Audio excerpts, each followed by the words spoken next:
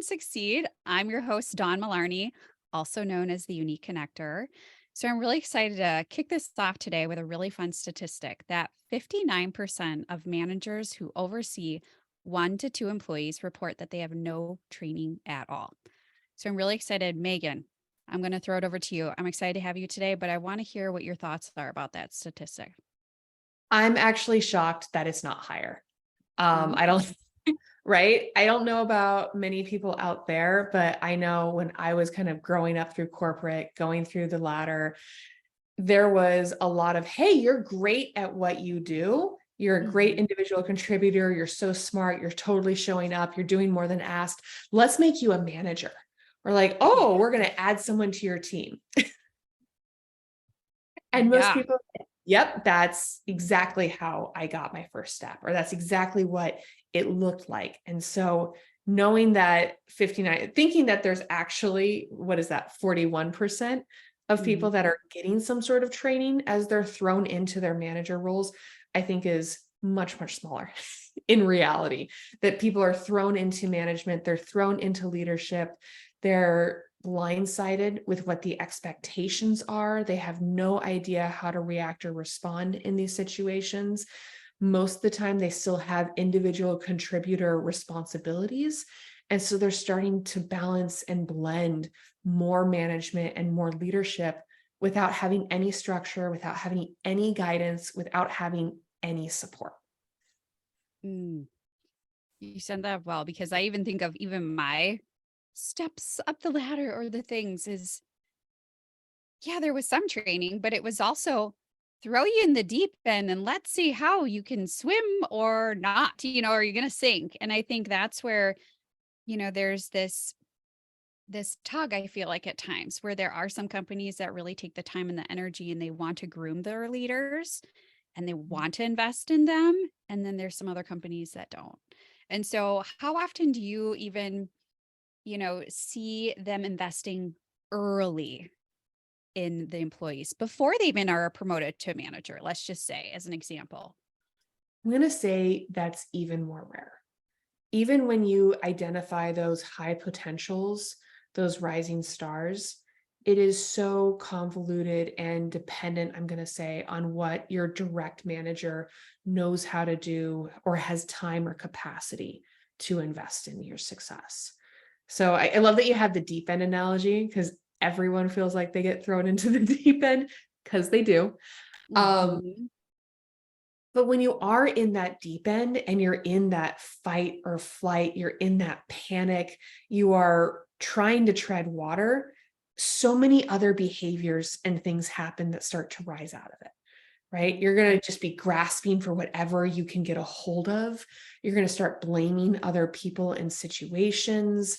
And all these kind of toxic and unleadership like behaviors are going to start to rise because it's out of panic, it's out of fear, it's out of you being thrown into a situation that you're not ready for or you're not supported in. So I love kind of that analogy between the two and what you said, because I know how often I'm like, man, I shouldn't have handled it that way. Or if you're looking back at that first job or that first responsibility, how quickly you pointed the finger at the team. You're like, well, I did your job just fine when I was in that role. Why can't you do it? And Yeah. you have these different expectations and you're hoping that everyone performs and thinks the same way that you do.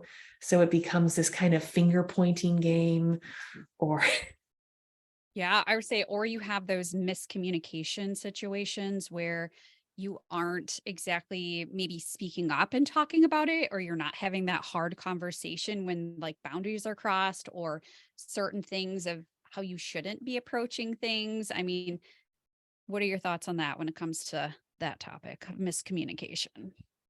miscommunications, one of my favorite conversations because it is so easy. And so I do some training with communication, particularly around opportunities for those miscommunications on how well did you really explain something? If you do want to take that onus on that communication, how well did you solicit feedback from the other person to ensure there wasn't that miscommunication? But most of the time, people want to point the fingers at someone else.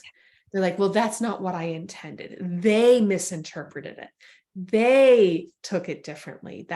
And instead of owning your communication and really empowering yourself and encouraging that clarity and that common understanding and that alignment with your team, it becomes, I am the leader, I am responsible, I have the power, they need to come to me.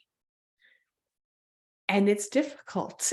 You learn a lot of lessons that way. Some people learn them faster than others. Some people, there's some tough situations that they get into with it. So it's always an interesting case by case where you see that, but gaps are always happening. And it's not just happening at the lowest levels. You'll see this at C-suites and executive tables, very, very commonplace. So I like to look at a lot of that foundational skills that you develop when you are working just with that first person or the first couple people or the team that you're working with, that translates much later down the road. So I'll say, recent example, my husband actually, he was supervising a large team, and they just did a bit of a shift in the organizational structure, and now they're all his direct reports. Oh, okay. And it's about 40 to 50 people to go Ooh, from 0 to 40, 50. Wow. I was Okay. saying 0 to 100, but we're not quite at 100, we're half that, right? Yeah. And it's so much fun having the conversations or hearing what's going on, because he built up the rapport. When no one was officially reporting to him, he still had the strong communication. He still got that clarity. He still asked questions. He still stayed curious. So it was a seamless transition when he is officially managing them or whatever the capacity. And it's just one of those examples of how you can lead at all levels, how you can continue to have impact and connect and engage with the team, no matter what the organizational structure says. Yeah, I love that because I think it's a great reminder. I feel like so many people think, well, once I get a manager role and I'm leading a team or I'm leading other people, then I'm showing up as a leader. And, I think that's been the misconception for a lot of people, that you always need to show up as a leader no matter what role you're in, because there's different skills or the things that can get perceived differently than what you're intending. And it doesn't matter if you have a team under you, like you still need to show up as a leader and be curious and explore the different things. And so I guess, how does that resonate with you even too when you're training some of those employees that are maybe not managing people? I love those conversations because I call them leadership opportunities. Mhm. And when you stop to think of how you're showing up, how you're contributing to the culture, how you are engaging in an organization, those are things that every single employee is doing. And they're either doing it with leadership skills, they're doing it as someone that is intending to be a leader, they're showing up for themselves in an authentic way, or they're not. And they're hiding those things. They're not discussing it. They're not bringing it to the table. They're sweeping things under the rug. They're not talking about it. And it is toxic, and it is killing that culture piece by piece. It's driving that disengagement that people are so worried about. And so at every single level, there are opportunities just on how you want to show up. And I will say it's opportunities that you have with your manager, with your boss, with your leader, on how you're showing up for those conversations, just as much as it is how you're showing up for your team below you. And Yeah, or even even the people you're outside. collaborating. I was going to say the people you're collaborating with, particularly in different departments. And I love to talk about your clients, because how you're leading those clients is also full of opportunities as well. Yeah. And that's where I always think of, even I remember one piece of advice from my one boss back in the day. He's like, if you want this certain role one day, just present yourself as if you have that role. Show up as the leader that you want to be one day. Like, you can do that now just because you don't have the title. Just show up as the leader you want to be. And this isn't like an act as if or fake it till you make it type of situation. I want to be really clear on that.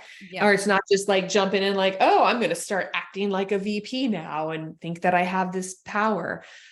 It's showing up authentically with the skill sets, with having the conversations, with the dialogue, with the curiosity, with the subtleness to it, without over exerting or over pushing beyond those limits. So I was actually in a conversation this morning with a good friend who is a director of learning and development at an organization, and they recently lost their VP. And Mm, there is a huge situation going on in the company. And without having someone at that senior leadership table to kind of defend their department, because it's a big issue, right? They're taking a lot of crap from right. The bucks they're getting all the fingers pointed at them. And it's really difficult when you don't have someone in that role. And we were talking about how capable she is and how much she does show up with the right emotional maturity and emotional intelligence, the communication skills she has, the ability to ask those really great questions, to be able to not defend a department, but really get down to problem solving or solutions or moving something forward rather than just kind of taking the hits and eating that that pain from everyone. And so although she's not at a senior level, she has all of those senior level skills, which is unique and special for her because she spent a lot of time crafting and developing them. She doesn't even want to have the VP position. Like, she has a lot of other things going on in her life right now, not a priority. She wants to make sure she's in the right spot for her. And she's very comfortable with that. And she's really defined where she wants to be and what her path looks like. But she's still showing up as a senior level leader for a lot of these conversations. and that's what I love too, is just even the reminder of things can change and evolve at companies that are unexpected.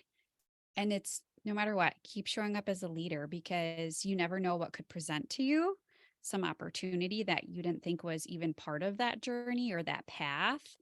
Or and two, it's just a way to keep honing and working on your skills because things are always going to evolve and change. And so the one thing, Megan, that I've always loved about you is just how dedicated you are about leadership and culture and helping people. And so, what even brought you on this journey to show up as your best self and lead other people? Um, that's a fun one. And I'll say I made my own mistakes along the way. And it wasn't a straight path, as I'm sure a lot of people out there understand. It's never direct. I started in advertising and marketing. That was what 13-year-old Megan wanted to be when she grew up, was the VP of marketing, which I know is a little weird. But I really I kind of love it. charted that path. And I looked at, this is where I want to go to school, and this is the agency I want to work with, and really honed in that. And I got my first management, first leadership roles.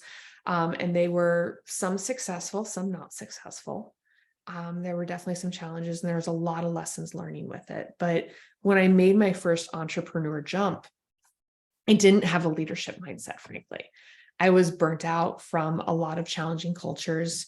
I did want to blame other situations. I didn't know how I needed to work on myself or what that looked like because I had no mentors for it. I got a lot of feedback that wasn't particularly helpful. And I know there's a lot of women out there that especially don't resonate, or you have to kind of decode feedback as like, is this because I'm a woman in business? Is this because this is something I need to work on? What does this really mean? And how do I show up in a way that is authentic to myself, but also getting the results that I want? And Mm. so I was really frustrated with that. And when I put my first flag out there, I was like, okay, I'm done playing with B and C players. Like, I know what I'm capable of. I'm going to go out there and do it. Right. Great leadership mentality. Right? Like, I'm not dealing with any of this other crap right now. I'm going to go out there and do this. So it wasn't until there was actually a company I was collaborating with and white labeling, and I saw a really big issue happen where one of the co-founders unexpectedly passed away. Mm. And it was a small company.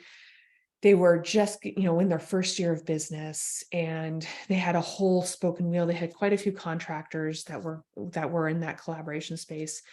And I was like, okay, I watched everyone come together. I knew that I had the skill sets to support this. I'd done a lot of growth and learning by that time. So I was able to step into that leadership role. And I was very much inspired by the team that was there, had a much stronger mission, was much more authentic to myself on how I wanted to show up for that situation. It was a little bit different than my corporate experiences. And it shifted what leadership meant and what I even thought I was capable of, frankly. Ooh. So that's kind of what triggered that, I'll say. And then shifted into business, a lot of strategy work with the marketing. I used to call it business therapy. Yeah. And after I went through my coaching certification, really honed in on the power and the limitations of leadership. And there's a lot of flavors of coaching out there, but at the end, there's this core piece of who you are and how you're showing up and how you're going to continue to grow and develop yourself. That to me aligns very, very closely with leadership.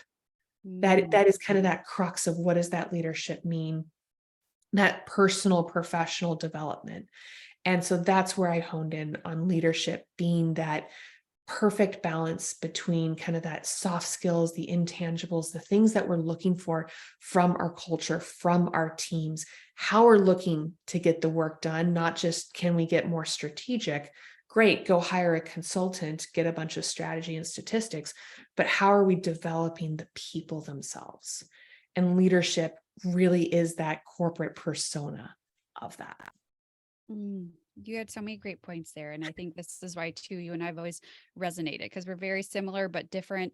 And this is where I just love, too, how you keep bringing up, too, like showing up as your authentic self. And I think that's the part sometimes where we get, the advice, the suggestions, we get this, like, all these things where like the water, I feel like, is almost kind of cloudy. Like, is this me or is this how they want me to show up? And, where you're kind of on this weird pedestal of like, which way should I go sometimes, where even for myself in this whole entrepreneur world and taking that leap, I feel like that's kind of where I feel similar sometimes, where it's like, you got to show up as you. And so what was something that maybe even kept pushing you to show up as your authentic self? Or what was that little motivational thing that was kind of making you understand to get through the clear water of your authentic self, I guess, for visual?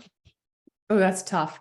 I think it's a balance. Like everything is a bit of a balance, and you have to take things from different aspects and combine them together.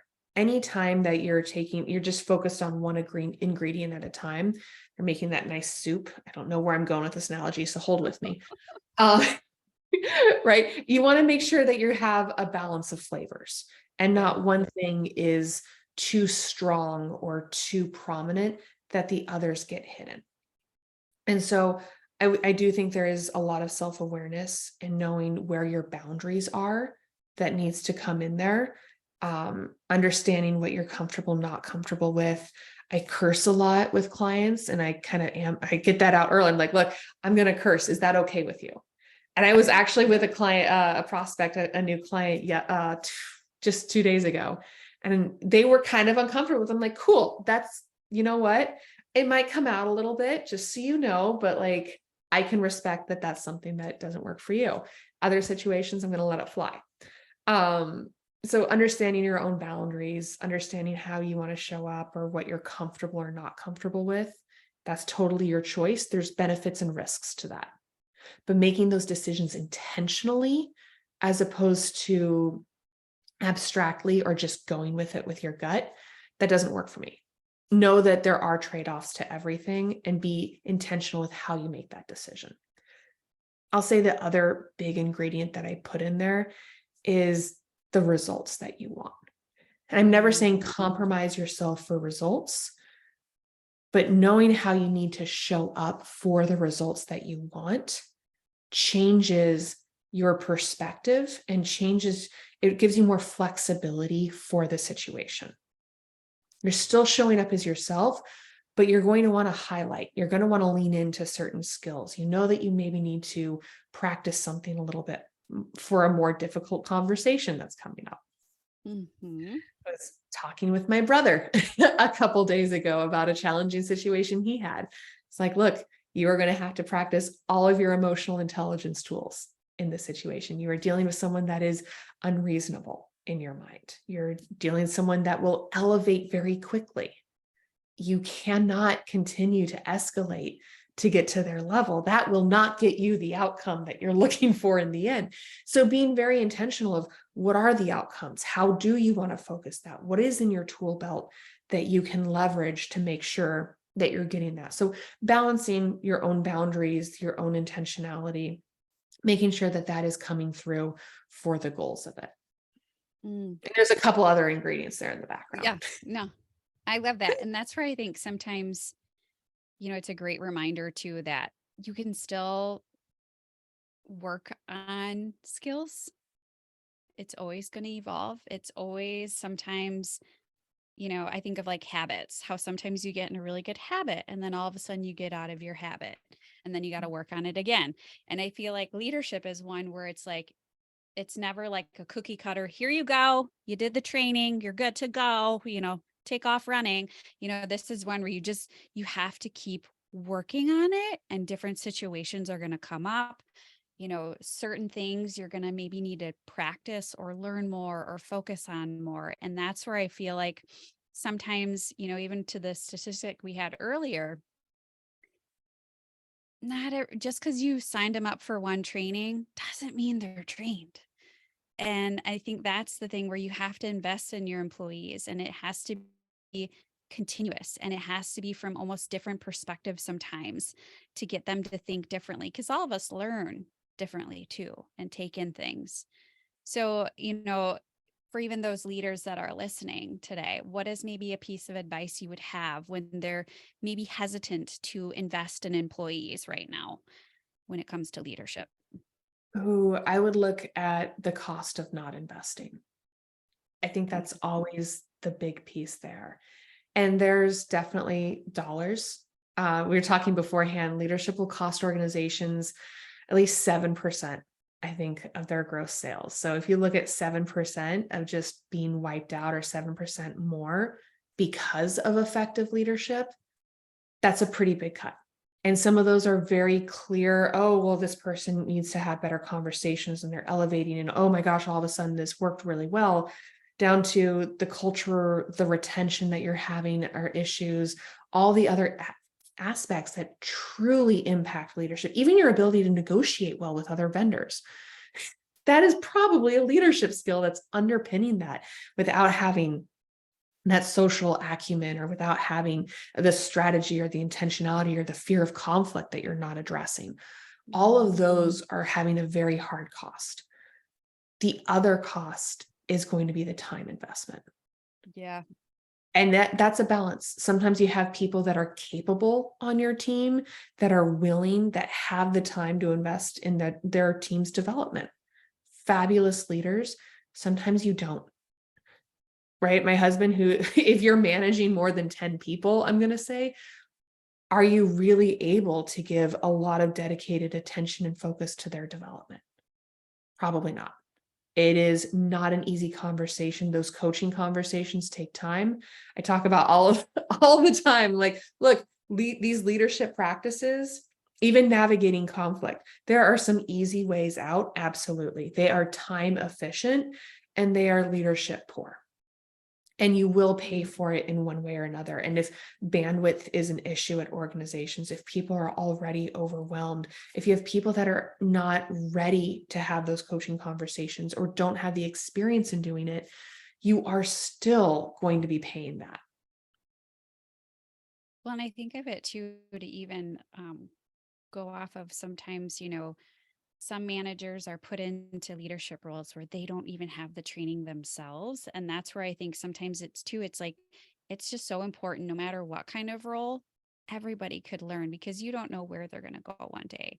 Or two, you hope for the best that they stick around and you invest, in them and they stay here and they show up and they keep making more, making your business more profitable for you, of course. Um, but I just, it's just interesting too, just even the different trainings that I've been involved with and even in my corporate years. And, some I even did at night where I think sometimes some employees will go the extra effort when they know they need it and they know they can show up as best for the company or even for themselves. And I think that's where sometimes, so maybe what about an employee that doesn't have the the company doesn't have the resources for them, for employees. So what would you say to even those listeners right now that are listening? How you choose to invest your time and your energy in your development. I do look at leadership as a personal professional on that cusp, because you've been into a couple of my trainings, and we talk about, they cross that personal line. It makes you a better human. It helps you show up in the relationships outside of your profession.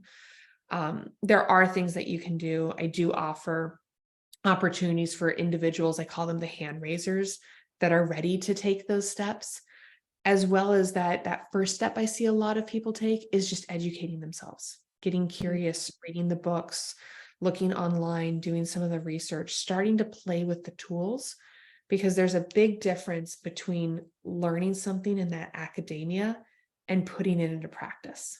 Mm. And so intentionally practicing or trying or testing something that you want to focus on. So I'll say, especially at that point, getting really clear on what some of those areas of improvement or focus that you want to work on, so that you're able to do very laser sharp activities to support it. And you can talk with your boss, your manager, your team to get some ideas of where some of those gaps might be if you're unaware, or you probably know exactly what they might be. Depends. Or you think you might know what they might be, or you're getting like really fuzzy feedback from people, and diving into what that means, because you've got to be able to articulate and define it for yourself so that you know how you can improve with that.